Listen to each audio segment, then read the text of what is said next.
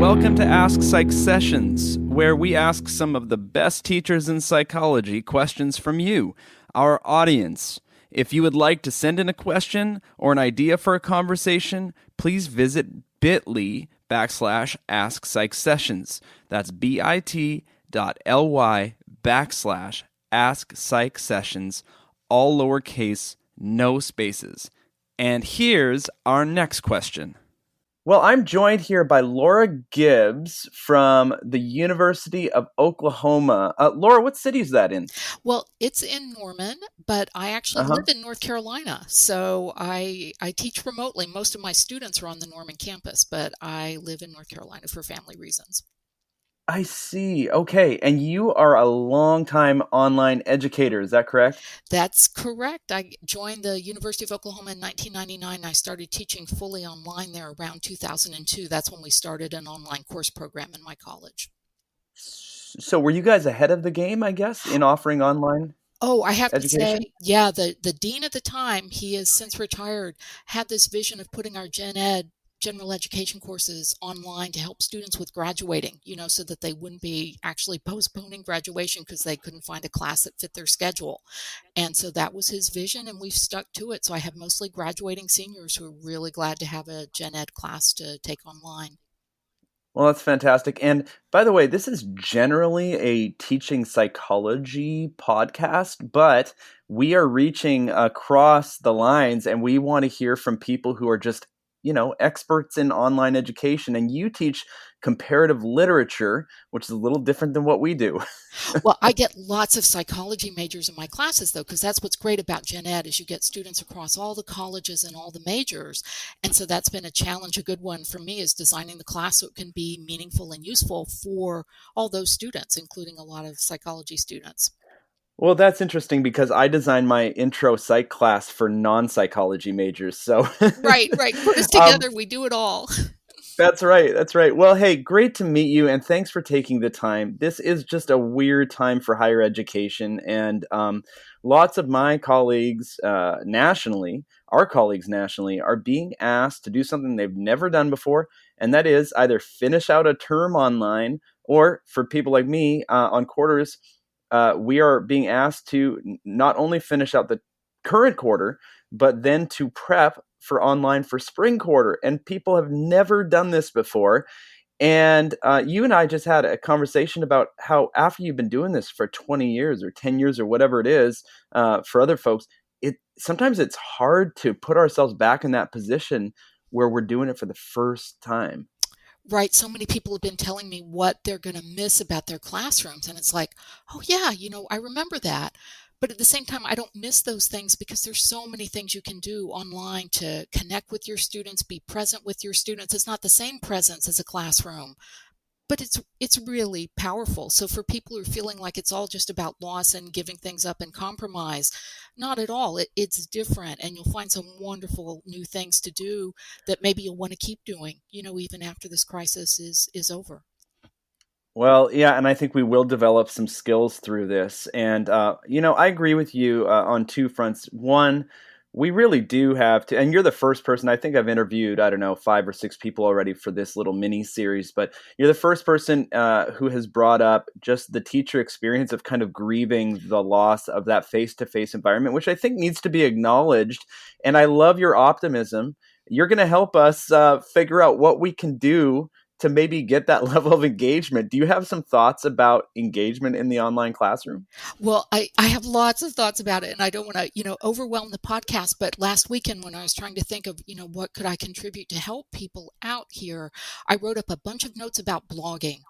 I run my classes as blog networks so that I have a blog and the students all have blogs and we're all blogging together. You probably don't want to try to set up a network like that right away. Although, if you're teaching a quarter course and you're just starting and the whole course may be online, it's a good option. And I'm glad to help anybody who wants to think about blogging with their students.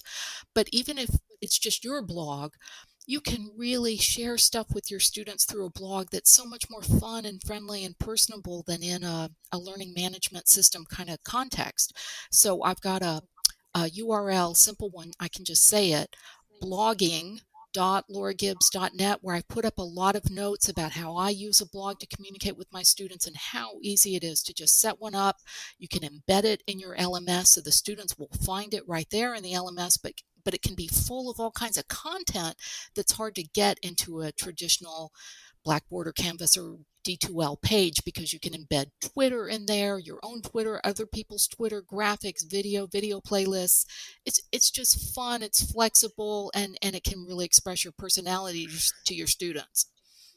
Laura, is the blog format, is this the main, is this kind of the basis for some of your online courses? Like, this is the main thing that you're doing in them, or is it just one of many things you're doing? It's really the main thing. As the teacher, I have a lot of blogs. I do all the content that I've prepared for my students through blogs. They, in turn, blog all their assignments. So everything they're doing leaves a digital trail there in their blogs, and they interact with each other through their blogs.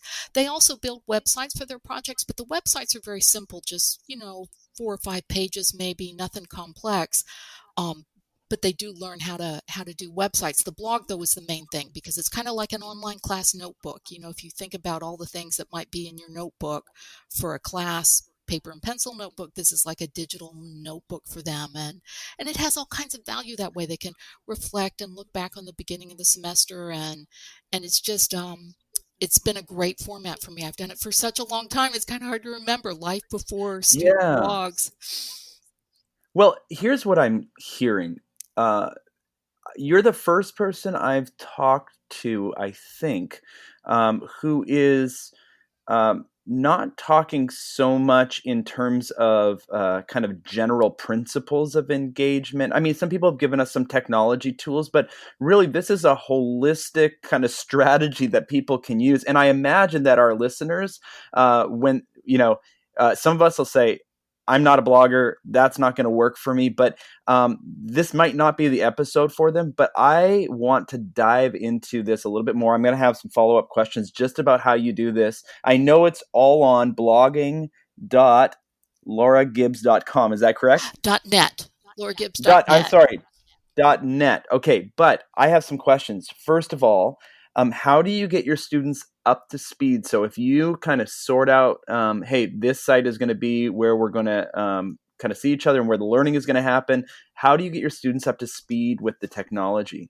I tell you, this is something too that I think I can make as a general recommendation. In my classes, I have a full week of orientation at the beginning of the semester. We don't do any of the course content. It's all just getting to know the space, getting to know each other, you know, establishing some shared values and goals. And so I spend a whole week on that. And for people who are trying to go online for your spring quarter course, spend some time on the orientation. You are used to how you do that in the classroom. There are different ways to do it in the classroom, but really marking out some time and actual orientation assignments helps a lot.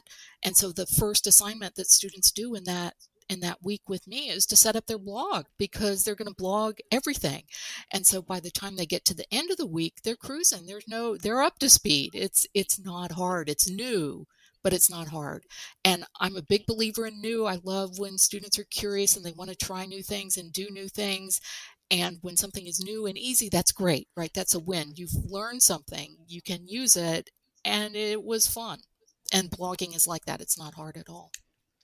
Perfect. A couple other questions. How long do you think an average teacher with average kind of technological skill, how long would it take them to kind of to set up a simple version of a blog through your website, where, following your steps? How long would it take them to do that effectively, I suppose? Like, how many hours are we talking to really get our heads around this? We're talking about 10 minutes. It's really Really? easy. I recommend Blogger.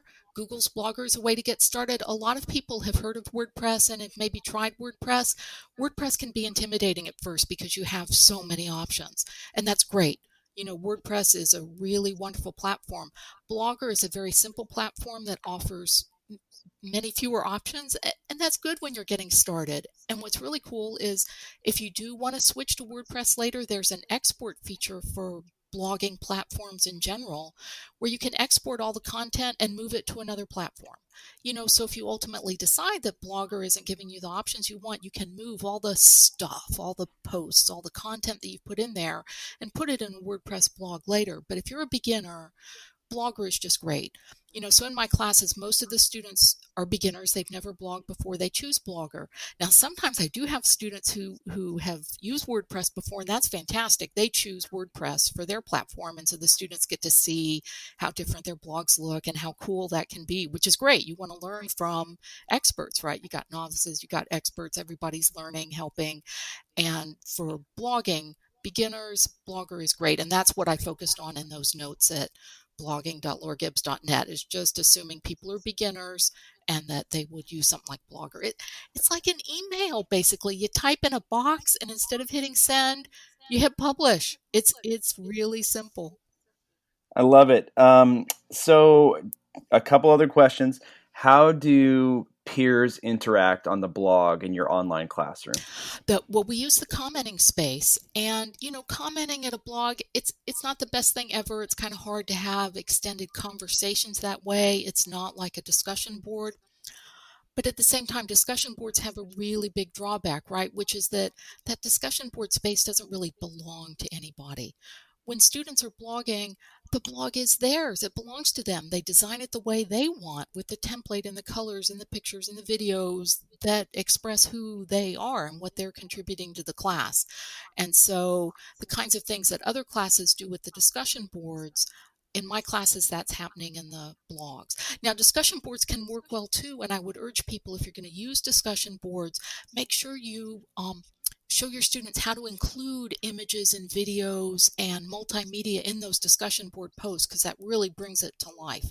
My students in their blogs, every post has an image, more than one image, video, something, because that's one of the great things about online, right? Is we've got all that multimedia, and we can embed it and share it and use it.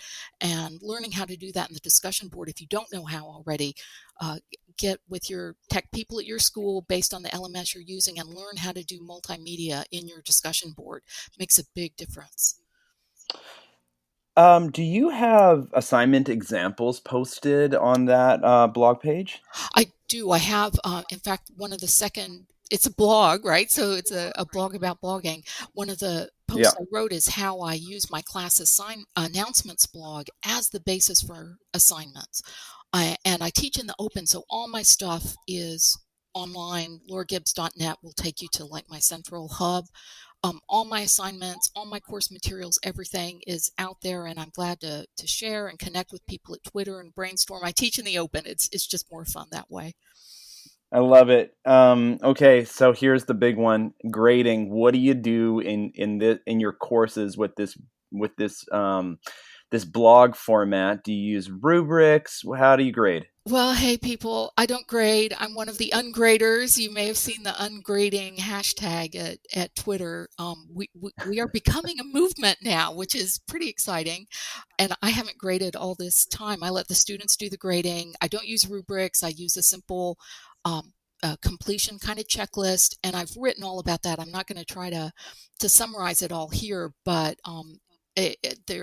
I ungraded my whole course. I don't do any grading, but there's all kinds of course assignments where you can turn it over to the students and let them grade themselves for completion, right? Because that's objective. An assignment is complete or it's not. There's a checklist, and you can use the quiz in your LMS to let students do that. I call them declarations, not quizzes. It's a true-false quiz question. It's got the checklist right there, in the case of a blog post. Did you include an image? Did you cite your image source? On and on, whatever the requirements might be.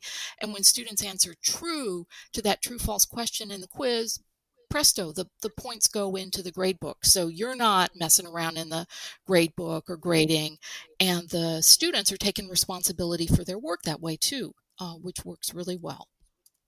Well, I knew that it was probably a little more nuanced of an answer than you don't grade, and students are in some ways assessing themselves on it. I love it, and if other instructors don't agree, or they have a different way that they'd prefer to do things, I suspect that it's pretty easy to put together rubrics if you have the skills from your face-to-face course to put them together for an online course. Oh, and if rubrics work as a way for you to give feedback, that's great. I call my system all feedback, no grades. I give my students a lot of feedback. It's more freeform and open-ended, which is why I don't use rubrics. But for people, if rubrics work for you, that's great. And your LMS probably has good support for rubrics already. So if you haven't learned how to use that in your LMS, it's a feature that's probably there because a lot of teachers do use rubrics.